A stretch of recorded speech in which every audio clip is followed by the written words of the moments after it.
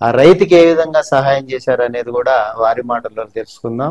నమస్తే శ్రీనివాస్ గారు. నమస్కారం సార్ చెప్పండి, మీరు ప్రస్తుతం జిల్లా సూపరింటెండెంట్ ఆఫ్ పోలీస్ గా ఉన్నారు. పోలీస్ ట్రైనింగ్ కాలేజ్ ప్రిన్సిపల్గా ఉన్నాను, కరీంనగర్. సూపరింటెండెంట్ ఆఫ్ పోలీస్ హోదాలో ఉన్నారు. అయితే సరే, పోలీసు వ్యవస్థలోకి మీరు ఎలా వచ్చారు, ఎలా వెళ్ళారు, ఎస్పీగా మీరు ఎటువంటి బాధ్యతలు నిర్వహిస్తున్నారు అనేది మనం చెప్పుకున్నాం. తర్వాత మనం మాట్లాడుకునేటప్పుడు కూడా ఏదైతే సమాజానికి నా వంతుగా నేను నా ప్రయత్నం చేయాలనే భావంతో ముందుకొచ్చాను, అదేవిధంగా రైతుకి వెన్నెముకలాగా నిలబడే ప్రక్రియ ప్రభుత్వాలు కొనసాగిస్తున్న క్రమంలో నేను కూడా ఆ వంతుగా పనిచేయాలన్న ఆలోచనతో ఉన్నాను, తద్వారా సమాజానికి సహాయపడాల ఆలోచనతో ఉన్నాను అనేది చెప్పారు మీరు. అంటే ఒక పెద్ద ఉద్యమం, పెద్ద కొటేషన్స్ ఇవన్నీ కూడా. అసలు ఆ వైపుగా మీరు ఆలోచించాల్సిన ఆవశ్యకత ఎందుకు వచ్చింది? ముఖ్యంగా గమనించినట్టయితే ప్రస్తుతం భారతదేశం youngest nation in the world. ప్రపంచంలో యువత యొక్క పర్సంటేజ్ మన జనాభాలో ఎక్కువ ఉన్న దేశంలో నెంబర్ 1 ప్లేస్ భారతదేశంలో. కానీ ఫిట్నెస్ విషయానికి వస్తే యువతలో ఉండవలసినంత ఫిట్నెస్ ఉండడం లేదు ఆరోగ్యపరంగా.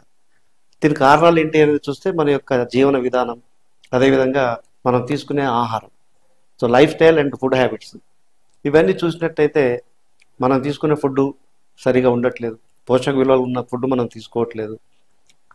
రైస్ ఎక్కువ తింటున్నాము, తర్వాత కర్రీస్ తక్కువ తింటాము. కానీ మనకు మనకు అన్ని రకాల పోషకాలు కావాలా, ఖనిజ లవణాలు కావాలా, ప్రోటీన్స్ కావాలి. అట్లంటేనే మనం ఆరోగ్యంగా ఉంటాం. తర్వాత ఫిజికల్ యాక్టివిటీస్ చాలా తక్కువైపోయినాయి. ఆ ఫిజికల్ యాక్టివిటీస్ లేకపోవడం వల్ల ఒక 30-40 ఇయర్స్ రావడంతో ఆరోగ్య సమస్యలు వస్తున్నాయి. ఇది ఇలాగే ముందుకెళ్తే నెక్స్ట్ వచ్చే జనరేషన్ చాలా ఇబ్బందుల్లో పడుతుంది. కాబట్టి దీన్ని మార్చాలంటే ఏం చేయాలి? ఒక 50 సంవత్సరాల క్రితం మొత్తం సిరిధాన్యం తినేవాళ్ళు, రోజుకొక రకమైన సిరిధాన్యం తినేవాళ్ళు. తర్వాత బియ్యం విషయానికి వస్తే దంపుడు బియ్యం తినేవాళ్ళు. పాలిష్ రైస్ అనే కాన్సెప్ట్ లేదు 50 సంవత్సరాల క్రితం. సో అప్పుడు వాళ్ళంతా ఆరోగ్యంగా ఉండరు, దృఢంగా ఉండేవాళ్ళు. ఇప్పుడున్న ఆరోగ్య సమస్యలు ఆ రోజుల్లో లేవు. ఇప్పుడు టెక్నాలజీ పెరుగుతుంది, నాలెడ్జ్ పెరుగుతుంది, కమ్యూనికేషన్ పెరుగుతుంది, ఎడ్యుకేషన్ పెరుగుతుంది, దాంతోపాటు ఆరోగ్య సమస్యలు కూడా పెరుగుతున్నాయి. సో వీటన్నిటి కారణం ఏంటంటే మనం ఆహారంలో వచ్చిన మార్పు.